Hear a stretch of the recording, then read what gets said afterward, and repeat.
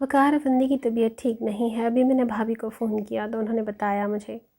رابعہ نے ہاشم افندی کو فون کر کے اطلاع دی تو وہ منہ بنا کے بولے، اب انہیں پوچھنے جانا پڑے گا، میرا دل نہیں ہو رہا وہاں جانے کا۔ فضول کے چونچلے، ہوش سے کام لو ہاشم، ہمارا کون سا دل ہو رہا ہے اسے پوچھنے کا، پر اس کے سامنے ہم نے اپنا امیج اچھا رکھنا ہے، بگاڑنی نہیں ہے۔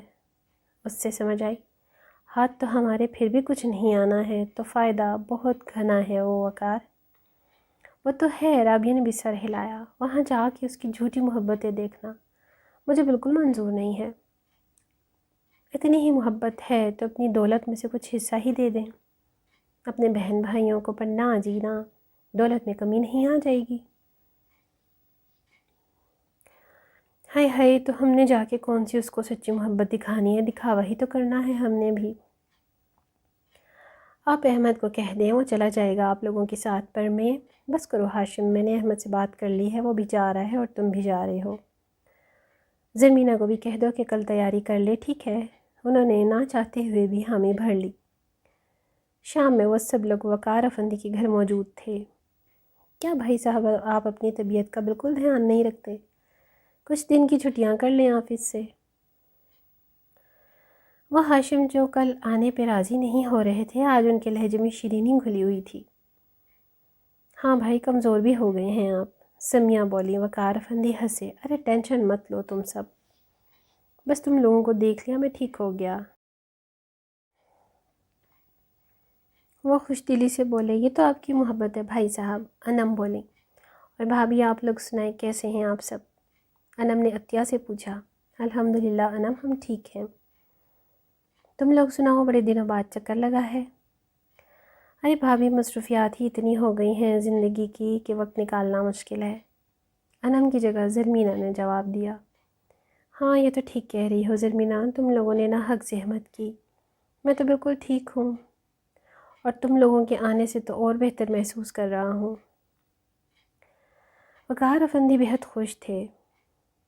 ارے زحمت کیسی بھائی، بھائی ہو تم ہمارے، تمہیں نہیں پوچھیں گے تو کس کو پوچھیں گے، ورنہ آج کل کے رشتوں کا تو خون ہی خشک ہو گیا ہے۔ ربیہ مسکرائیں، یہ تو ٹھیک کہہ رہی ہو تم۔ وقار بولے، اب آپ لوگ آ ہی رہے تھے تو بچوں کو بھی لے آتے، ویسے بھی کافی دنوں بعد آئے ہیں آپ لوگ۔ عطیہ مسکرائیں، ارے بچے تو اپنی مرضی کے مالک ہیں، ہم کیا کہہ سکتے ہیں بھابھی، اب تو جانتے ہی ہیں آج کل کے بچوں کو۔ یہ تو صحیح کہہ رہی ہو انم، بچوں کا اپنا ٹف شیڈول ہے۔ جی بھابھی۔ پھر وقار افندی اور عطیہ نے انہیں رات کو کھانے پہ زبردستی روک لیا تھا، اور جاتے وقت احمد افندی نے اپنے بزنس کا چھوٹا بہانہ بنا کر ان سے 5 لاکھ کے لیے کہہ دیا تھا۔ جاتے وقت وقار افندی نے سب کو تحائف دے کر رخصت کیا۔ شام میں وہ لوگ ایک پارک میں موجود تھے۔ ہلکی پھلکی باتوں کے دوران علی نے اسے اپنے گھر کے بارے میں بتایا۔ یشل بہت دلچسپی سے اسے سن رہی تھی کہ علی ایک دم اٹھا اور وہ چونک گیا، چلیں کہاں؟ مجھ پہ بھروسہ ہے، علی نے اس کا ہاتھ تھام کے پوچھا۔ حد سے زیادہ، وہ دل سے بولی، تو چلو گی؟ ہاں۔ وہ علی کا ہاتھ تھامے اس کے ساتھ چل دی۔ کچھ دیر بعد وہ ایک گھر میں داخل ہوئی۔ علی، یہ کس کا گھر ہے؟ ہم کہاں آئے ہیں؟ اس نے علی سے پوچھا۔ وہ مسکرایا اور پھر اس نے اپنی امی بہنوں کو آواز دی اور اسے ساتھ لیے اندر آیا۔ یعنی علی اسے اپنے گھر لایا ہے، اس نے دل میں سوچا۔ وہ کنفیوز ہو گئی، اس کی امی اور بہنیں آ گئی تھیں۔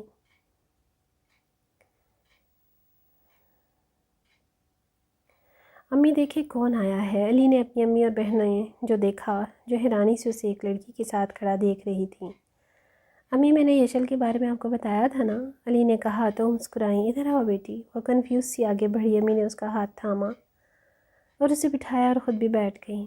علی نے بتایا تھا تمہارے بارے میں، پر تم تو میری توقع سے زیادہ پیاری ہو، وہ پیار سے بولی۔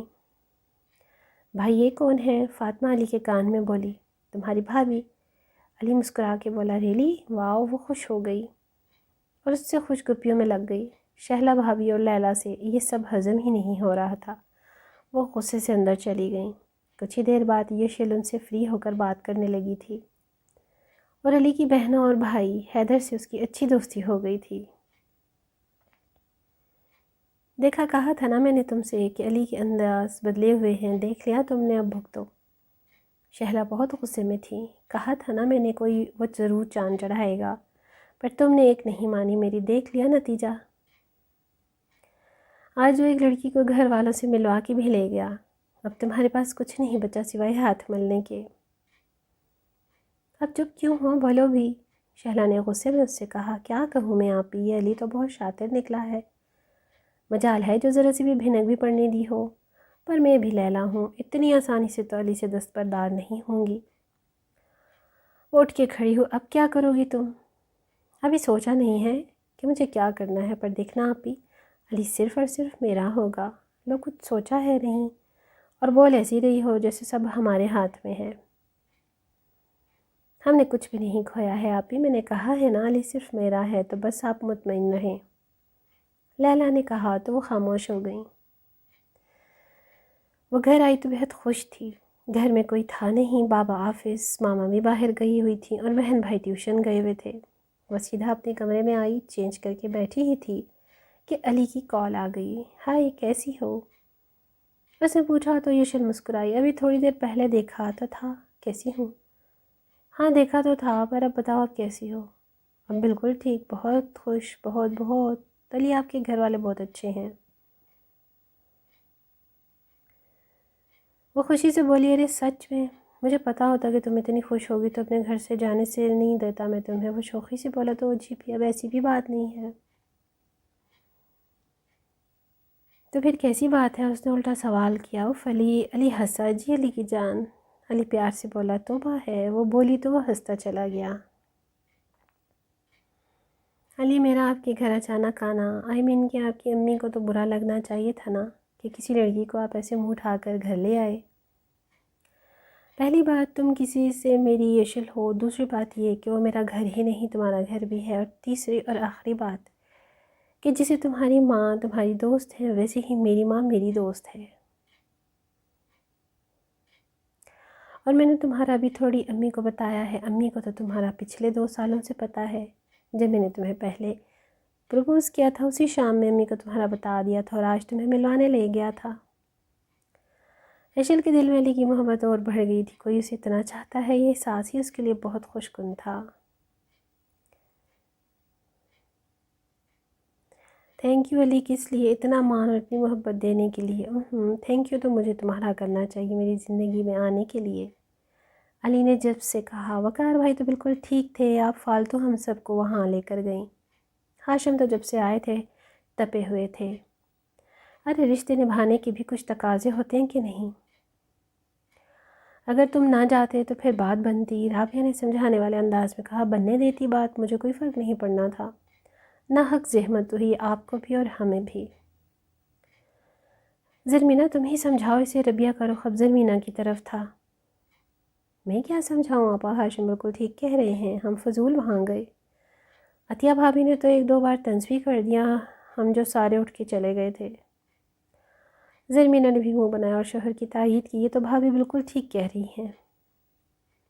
کب سے خاموش بیٹھی انم نے بھی مداخلت کی۔ عطیہ بھابھی کیسے کہہ رہی تھیں کہ آ ہی رہے تھے تو بچوں کو بھی لے آتے۔ جب پیسہ آ جاتا ہے نا تو بندہ ایسے ہی سب کو حقیر سمجھنے لگتا ہے۔ احمد بولے، تم تو بولو ہی مت، احمد میاں جب بھی جاتے ہو مجال ہے جو خالی ہاتھ آ جاؤ، ہمیشہ کوئی تگڑی رقم لے کے ہی آتے ہو، رابعہ بولی۔ ویسے آپا بھائی نے ہمیں بھی تو بہت سے تحفے دیے ہیں، سمیہ نے تحائف کی طرف اشارہ کیا۔ ہم کیا کریں ان تحفوں کا، یہ سب چیزیں تو ہم بھی لے لیں، فقیر سمجھا ہوا ہے ہمیں تم نے۔ رابعہ نے نخوت سے کہا۔ ارے چھوڑیں آپا، تحفے تو قیمتی ہی ہیں سارے، زرمینہ بولی اور ایک ایک چیز نکال کے دیکھنے لگی۔ رابعہ نے کنکھیوں سے دیکھا، واقعی تحفے قیمتی تھے۔ ارے ہٹ، میرے بھائی نے اتنے پیار سے دیے ہیں، میں بھی تو دیکھوں۔ وہ بھی ان چیزوں کو دیکھنے لگی تو زرمینہ، سمیہ اور انم ایک دوسرے کو دیکھ کے معنی خیزی سے ہنس دیں۔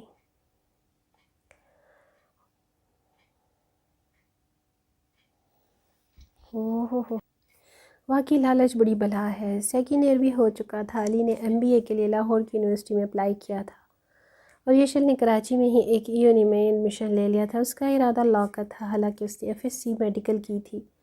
علی کا بھی لاہور کی یونیورسٹی میں ایڈمیشن ہو گیا تھا۔ اس نے یشول کو یہ بات بتائی تو وہ بہت افسردہ ہو گئی تھی۔ جانے سے ایک دن پہلے علی نے اسے ڈنر پہ چلنے کو کہا تو وہ مان گئی۔